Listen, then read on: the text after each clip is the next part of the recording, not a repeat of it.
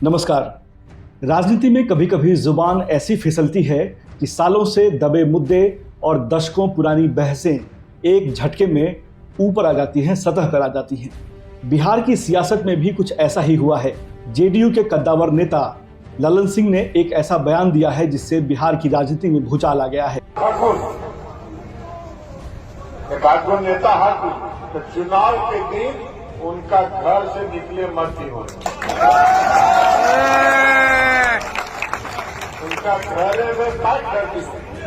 आप बहुत अगर हाथ जोड़ तो कहीं हो कि तू चला हमनी के साथ अपन वोट गिरावा और आके घर में।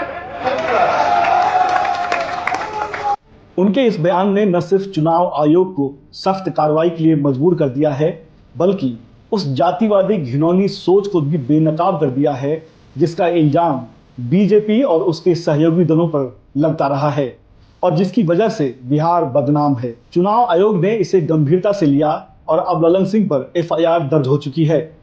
ये सिर्फ एक चुनावी आचार संहिता के उल्लंघन का मामला नहीं है, बल्कि ये उस मानसिकता की झलक है जिसे सामंती सोच कहा जाता है। वोटरों को घेर लेना, बूथों पर कब्जा कर लेना, ये वो शब्द हैं जो बिहार के एक खास दौर की याद दिलाते हैं। ये वो दौर था जब वोट डाला नहीं बल्कि लूट लिया जाता था, जब गरीब, दलित और पिछड़े अपनी मर्जी से बटन दबाने की हिम्मत तक नहीं जुटा पाते थे। ये वो सामंती सोच थी जहां कुछ खास जातियों और तबकों के लोग मानते थे कि सत्ता और वोट दोनों उनके बाप दादा की जागीर हैं। इस घटना ने एक बेहद जरूरी सवाल पैदा कर दिया है जिसे हर बिहारी और दर्शक तक पहुंचना चाहिए। लालू यादव के कार्यकाल को वर्षों तक फर्जी तरीके से जंगल राज कहकर बदनाम किया गया, लेकिन हकीकत यह है जब ऐसे सामंती सोच वालों की धमक बढ़ती थी तो लालू यादव ने ही खुलकर उनका विरोध किया। वो गरीब, पिछड़े, दलित और वंचित तबकों की आवाज बने। उन्हीं की वजह से बिहार जैसे राज्य में पहली बार सामाजिक न्याय की राजनीति ने जन्म लिया और सामंतवाद को चुनौती मिली। यह वही दौर था जब बिहार के गांव देहातों से लेकर नगरों तक गरीब अपना सिर उठा सके। लालू यादव की राजनीति राज्य के गरीब, पिछड़े और वंचित तबकों के लिए सुरक्षा, सम्मान और अधिकारों की गारंटी बनी।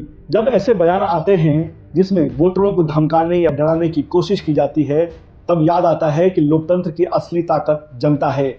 लालू यादव ने समाज के सबसे कमजोर लोगों को आवाज दी और उन्हीं की वजह से बिहार की राजनीति में बुनियादी बदलाव आया। राजनीतिक जानकार मानते हैं कि जंगल राज का तमगा दरअसल उन्हीं सामंती ताकतों ने गढ़ा जिनकी जमींदारी और राजनीतिक दादागिरी पर लालू यादव ने नकेल कस दी थी। वो तथाकथित जंगल राज असल में गरीबों का राज था, जहां पहली बार पिछड़ों और दलितों को बराबरी का हक महसूस हुआ। लालू यादव ने ही उन ताकतों को चुनौती दी जो आज ललन सिंह के बयानों में घेराबंदी करने के रूप में फिर से सिर उठाती दिख रही हैं। सामंती सोच से बजबजाती जातिवादी मीडिया का एक बड़ा हिस्सा लालू के इस सामाजिक न्याय से डर गया और उसी जातिवादी मीडिया में लालू यादव के कार्यकाल को जंगल राज कहकर बदनाम करना शुरू कर दिया। लालू तो 90 में चीफ मिनिस्टर बनते हैं। 77 से 90 तक कौन है? जगन्नाथ मिश्रा। तो 90 से 93 में है। और सबसे बड़ी चीज, एफआईआर सीबीआई के लिए लालू ने चिट्ठी लिखी है।